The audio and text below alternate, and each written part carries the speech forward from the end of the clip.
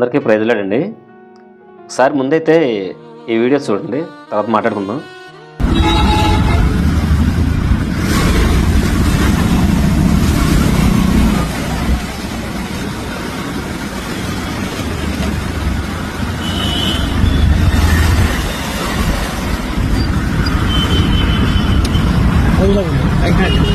ఎవరండి?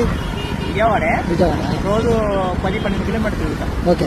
డైలీ గుడివాడలో, భీమవరంలో, గుంటూరులో, బందర్లో, తెనాల్లో, అలాగే మంగళగిరి ఇంకా దాంట్లో తిరిగాం. ఓకే. దేవుడు పరిచయం చేసిన స్వార్థ మాత్రం ధైర్యంగా ప్రకటిస్తున్నారు. ఇవాళ రోజు దేవుడు కృప. ఆ ధైర్యం దేవుడు మీకు ఇవ్వాలి, అనేక చోట్ల ప్రకటించాలని మనస్ఫూర్తిగా కోరుతున్నాను. దేవుడి చాలా వందనాలు. చూశారు కదండి, ఆ బ్రదర్ని చూశారు కదా. ఒక్కొక్క ప్రదేశం అని ఒక్కొక్క ఏరియా అని పెట్టుకుంటారంట. పెట్టుకుని ఆ సువార్త ఫ్లెక్సీ ఏదైతే ఉందో బోర్డు పుచ్చుకుని అలా వెళ్ళిపోతూ ఉంటారంట. అంటే కొంతమంది ఉంటారండి, దేవుని కోసం పని చేయకపోతే వాళ్ళకి ఆ రోజు గడవదు. కానీ మనలాంటి వాళ్ళకైతే చాలామందికి మన ఇంట్లో పోషణ చూసుకుంటూ మనం పని చేసుకోకపోతే మనకి ఇల్లు గడవద్దు అనుకుంటాం. కానీ కొంతమంది ఉంటారండి, దైవ సేవకులు, సువార్థికులు ఉంటారు. వాళ్ళు ఏమనుకుంటారంటే ఈరోజు కొంతమందికైనా ఒకరికైనా నేను సువార్త చేయాలని వెళ్ళిపోతారు.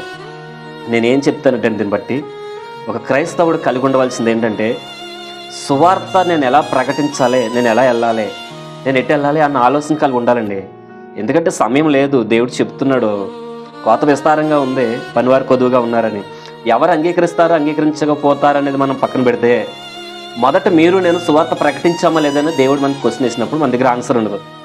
అదొకసారి మనం ఆలోచించుకుంటే ఇప్పటివరకు ఏదో అయిపోయింది. కనీసం 2026 సంవత్సరమైనా మనం సువార్తలో వాలువారిగా ఉందాం, దేవుని రాజ్యానికి వారసులు అవుదాం. ఎందుకంటే సువార్త ప్రకటించవలసిన భారం మన పైన ఉంది. పౌలు గారు అంటారు కదండి, సువార్త ప్రకటించని ఎడల నాకు శ్రమ అంటారు.